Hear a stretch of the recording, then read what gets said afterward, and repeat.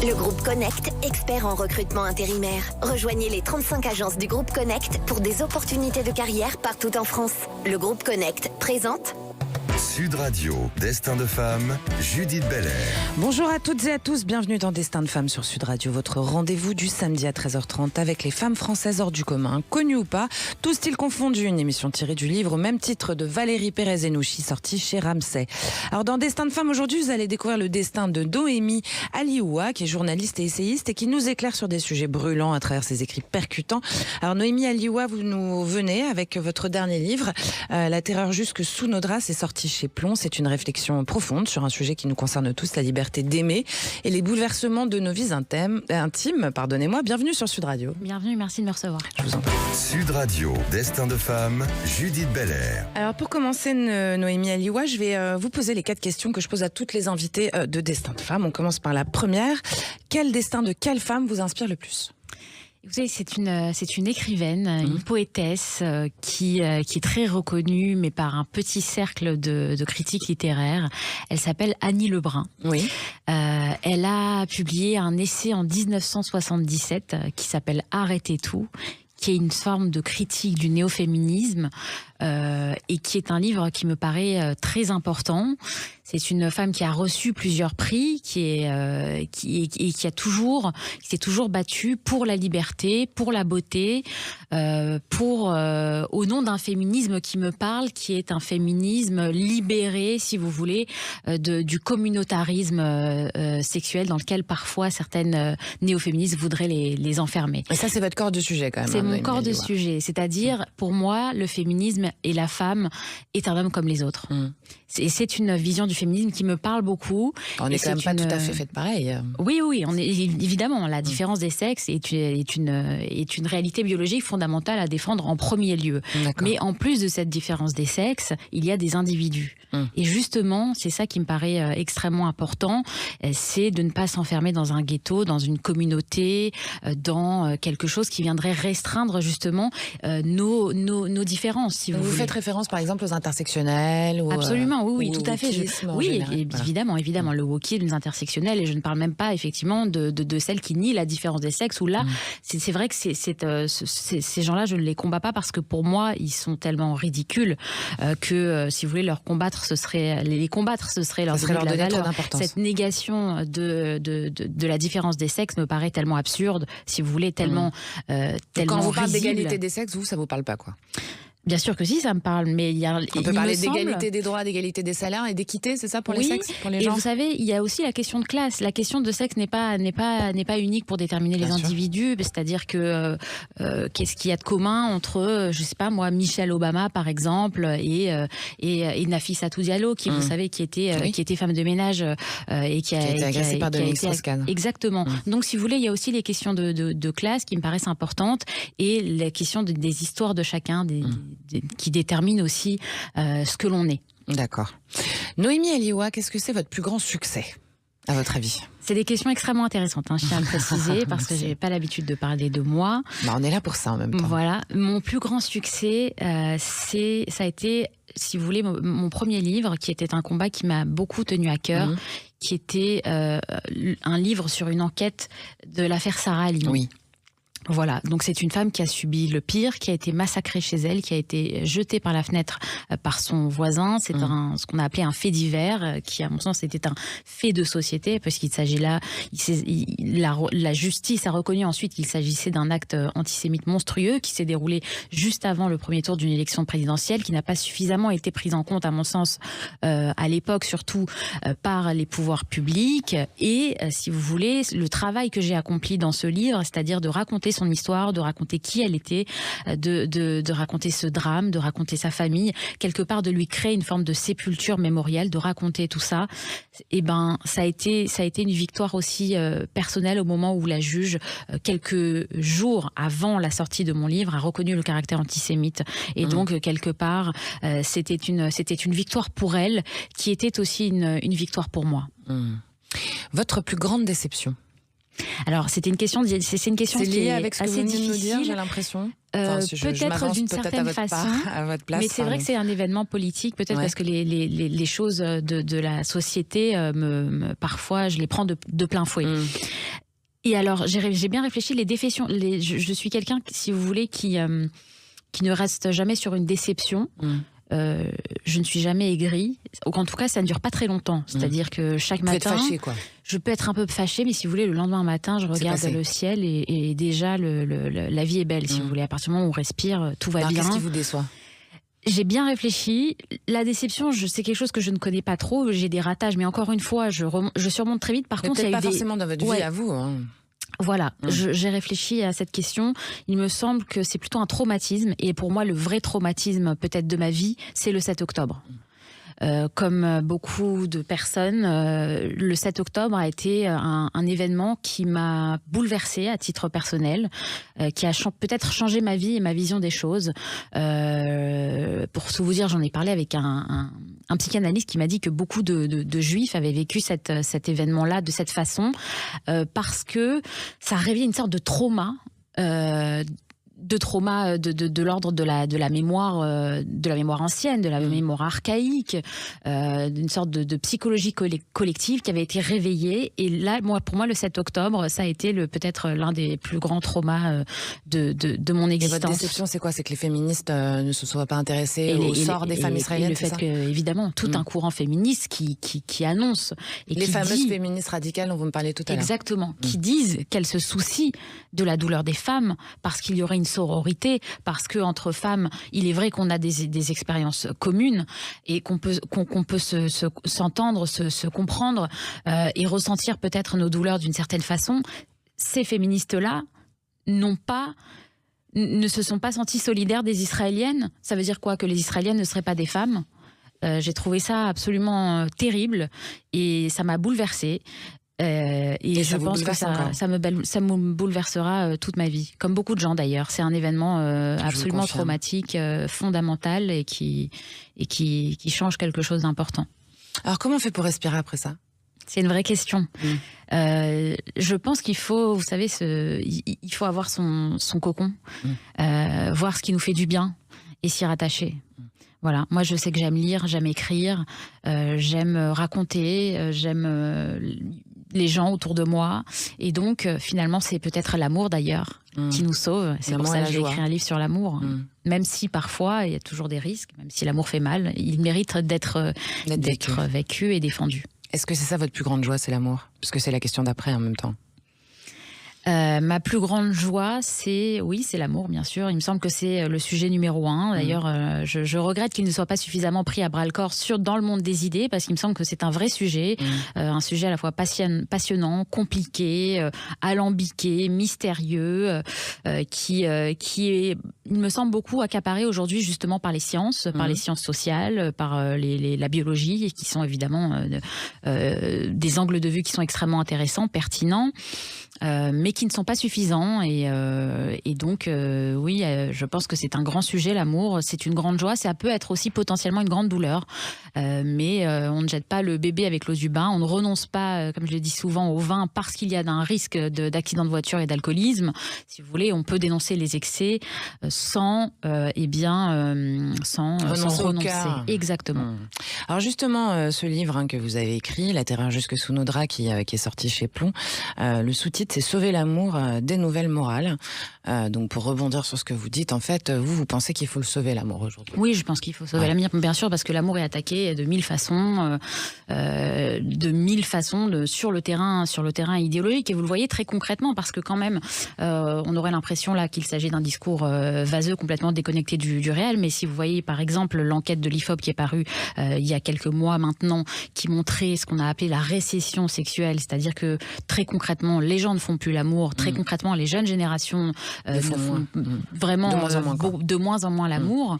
Lorsque vous voyez aussi les sites de pornographie qui explosent, les ventes de sextoys, quand vous voyez l'explosion du célibat avec un phénomène qu'on appelle le célibat boom, qui a doublé en 40 ans. En bref, les gens sont de plus en plus seuls. il y a une dissolution du lien en général et du lien amoureux en particulier. Et donc, il y a un vrai problème au niveau de la relation amoureuse, si vous voulez. Ça, c'est un fait, c'est un constat établi. Maintenant, la question, c'est de savoir comment est-ce qu'on en est arrivé là. Alors, évidemment, c'est ce que je dis toujours, l'amour est au cœur de 1000 croisades. Il y a plusieurs facteurs. La question de la technologie, de la révolution technologique est évidente. On passe notre temps sur nos téléphones portables, y compris lorsqu'on pourrait rencontrer des gens. On est complètement aspiré par, on les par cette rencontre chose. dans le téléphone aussi, d'ailleurs. Exactement, mais parfois, on ne va pas jusqu'à la rencontre. En tout cas, c'est un outil qui nous déconnecte d'une certaine façon du réel. Qui nous connecte en nous déconnectant. Ouais. Oui, exactement, c'est ça. C'est tout le paradoxe. Absolument. Et si vous voulez, donc il y a beaucoup de choses qui rentrent en compte. Là, il y a la révolution technologique, mais il me semble quand même qu'il y a une guerre idéologique qui est menée aussi, qui attaque l'amour. Alors justement, cet amour qui nous votre réflexion, elle nous pousse à nous interroger sur la place de l'intimité en fait. C'est ça, parce que on peut être connecté avec le téléphone et être complètement déconnecté de sa propre intimité. C'est ça que vous nous racontez en fait. Oui, exactement. Et si vous voulez, il y a un slogan qui était très porté par le MLF à l'époque, c'était l'intime est politique. Et donc à ce titre-là, tout deviendrait politique, y compris ce qu'il y a de plus intime, y compris par exemple, je sais pas, quand pendant un acte l'homme est sur la femme, on peut considérer que c'est de la domination. Vous voyez, c'est-à-dire que tout devient politique, mais d'une façon extrême, radicale, violente, qui vient jusque sous nos draps et qui va venir essayer, si vous voulez, de moraliser, de créer une échelle de valeurs, de politiser ce qu'il y a de plus... On est en plein 1984 quand on vous écoute. Mais oui, mais je pense qu'il y a une forme de... Il ne faut pas oublier le ministère de l'amour et le ministère de la vérité. Exactement, tout à fait. nous raconte George Orwell. Quoi. Mais vous savez, tous les totalitarismes ont toujours attaqué l'amour. Parce que l'amour, justement, c'est le caillou dans la chaussure de l'esprit de système. C'est ce qui fait... L'amour, c'est le caillou dans la chaussure de l'esprit de système. Alors, c'est pas que de moi. Encore une fois. L'amour est le caillou dans la chaussure de l'esprit de système. Okay. Pour tout vous dire, j'ai repris cette phrase dans un livre qui s'appelle L'après-littérature d'Alain Finkielkraut, où il explique que la littérature, justement, est le caillou dans la chaussure de l'esprit de système. J'ai repris cette phrase que j'ai adaptée à l'amour. Eh bien, bravo, et on va continuer cet excellent échange dans un instant. Vous restez avec nous sur Sud Radio pour Destin de femme avec Naomi Alioua, qui est journaliste et essayiste, autrice de La Terreur jusque sous nos draps. C'est chez Plomb, et vous restez là, tout de suite. Le groupe Connect, expert en recrutement intérimaire. Rejoignez les 35 agences du groupe Connect pour des opportunités de carrière partout en France. Le groupe Connect présente Sud Radio, Destin de femme, Judith Belair. Destin de femme sur Sud Radio, c'est l'émission consacrée aux femmes qui tissent le sérail de notre République française. Aujourd'hui avec Noémie Alioua, qui est journaliste et essayiste, autrice de La Terreur jusque sous nos draps, qui est sortie chez Plomb. Alors justement, Noémie Alioua, dans ce livre, vous nous parlez aussi de ces nouvelles normes qui semblent se dessiner et les conséquences finalement qu'elles ont jusque dans notre lit, sur notre liberté individuelle en fait. Oui, exactement. C'est-à-dire qu'à partir du moment où il y a ce que j'ai appelé la politisation de l'intime, c'est-à-dire que, encore une fois, on peut aller jusque dans les moindres recoins de votre intimité pour y chercher ce qu'il pourrait y avoir de plus égalitariste pour essayer de faire advenir un monde absolument parfait qui n'existera jamais. Eh bien, on va traquer jusque sous les draps la liberté et si vous voulez, l'imperfection. Et quelque part, défendre l'amour, c'est défendre aussi l'imperfection, parce que l'amour est toujours d'une certaine façon imparfait, asymétrique, potentiellement douloureux. C'est un risque, c'est une aventure. D'ailleurs, il me semble que pourquoi aussi, la raison pour laquelle l'époque est contre l'amour, c'est que l'époque essaie de tout contrôler. Et on en arrive à ce que l'essayiste Pascal Bruckner appelle le sacre des pantoufles, qui explique bien, si vous voulez, qu'on vit dans une société gouvernée par la terreur, alors que paradoxalement, elle ne vit pas en guerre, et qui forme des individus qui ont peur. Cette terreur dont vous nous parlez, parlez finalement, et ce petit objet qu'on a tous dans notre poche qui s'appelle le téléphone, le smartphone, cette terreur, elle est quand même vachement fomentée, pardonnez-moi le terme, mais c'est clair, par les réseaux sociaux, puisque vous nous parlez de cet intime qui est de plus en plus scruté, de plus en plus jugé. C'est-à-dire qu'aujourd'hui, on étale complètement cette intimité qui restait cachée il y a quelques années. Tout d'un coup, tout le monde est au courant de si on a des poils sur les mollets lait ou de quel petit déjeuner on a pris. Alors du coup, est-ce qu'on donne pas le bâton pour se faire taper un peu quand même? Ah mais totalement, vous avez raison. D'ailleurs, c'est ce que Régis Debray appelle le culte de la transparence. C'est-à-dire qu'effectivement, nous-mêmes, et moi aussi, je participe, donc je me mets dans le lot, nous participons à ce culte de la transparence où nous montrons beaucoup de notre intimité, et à partir du moment où on décide nous-mêmes de nous exposer, de nous exhiber, de nous mettre en scène, et bien aussi, bien sûr, que quelque part, on s'expose aussi au jugement des autres. Et donc les autres vont aussi créer une sorte effectivement de jugement sur ce qu'il y a de plus intime. Alors pour rentrer un peu plus là-dedans, comment est-ce qu'on fait à ce moment-là, selon vous, pour concilier nos aspirations romantiques en général, qui peuvent être totalement poétiques, même d'ailleurs, et dénuées de cette véracité un peu crue auquel on a tous affaire en ce moment, avec ces nouvelles normes sociales? Comment on fait? Moi, je pense qu'il faut créer une sorte d'îlot sacré, une île enchantée, si vous voulez, qui s'appelle l'amour, et qu'il faut extraire de ce jeu social qui mérite d'exister et qui est important à certains égards, si vous voulez. Et donc, si vous voulez, ne pas chercher, encore une fois, à politiser nos propres histoires d'amour. Typiquement, j'ai lu beaucoup de livres de néo-féministes qui ont souffert dans leur vie, ce qui est aussi mon cas, je le précise, et qui en font des généralités en vous expliquant que c'est parce que tous les hommes sont des dominateurs, des porcs, parce que c'est ainsi qu'on les appelle dans la nouvelle Vulgate, c'est-à-dire des agresseurs sexuels, etc., etc. Et là, c'est la politisation aussi de l'intime, si vous voulez. C'est une forme de généralisation de ces expériences ratées. C'est-à-dire qu'en plus, le problème, c'est que si on ne les écoute pas et qu'on n'est pas d'accord, en tout cas, ou qu'on les écoute sans être d'accord, on devient criminel, quoi. On devient collabo. Ouais. On est collaborateur parce qu'on pactise avec l'ennemi. Et ça, c'est très important et très intéressant. C'est qu'il y a une guerre de femmes. On a tendance à parler d'une guerre de sexe, mais je pense qu'il y a aussi une guerre très violente intersexes entre les femmes qui aiment les hommes, qui connaissent leurs imperfections, mais qui veulent malgré tout les sauver, et les femmes qui veulent vraiment en finir, et qui veulent vraiment, si vous voulez, les affubler des pires crimes pour les stigmatiser et pour véritablement en finir. Et il y a une guerre de femmes à ce niveau-là qui me semble à la fois passionnante et très intéressante, où, si vous voulez, les premières que j'appelle les néo-féministes, eh bien, elles vont condamner d'autres femmes. Et donc, le néo-féminisme est une machine à exclure les femmes. Alors justement, cette ère que vous appelez vous le féminisme, on est dans l'ère du féminisme totalitaire, c'est ça que vous racontez. Comment est-ce qu'on va faire pour justement sortir de ce contexte et aller vers une évolution des relations hommes-femmes qui soit un peu normalisée finalement, qui soit ni de la domination, ni de la cancel culture, ni supprimer l'un l'autre, etc., mais qui finalement soit on se tient la main, on y va ensemble, quoi. Ouais, c'est ça, mais c'est très compliqué. Mais en gros, comment faire advenir un féminisme de réconciliation? D'ailleurs, je pense que justement, ça passe par l'idée de ne pas essentialiser les sexes, de ne pas dire que systématiquement, quoi qu'il arrive, la femme est une victime et l'homme est un bourreau. Parce qu'il arrive, et encore heureux d'ailleurs, que ce soit l'inverse, que nous les femmes soyons des bourreaux et que les hommes soient des victimes. Déjà, quand on commence, si vous voulez, par expliquer justement que le système de la relation homme-femme ne se limite pas à une sorte de jeu social qui est calé d'avance, on avance, si vous voulez. C'est une histoire d'individu et d'exception, et à chaque fois d'histoire.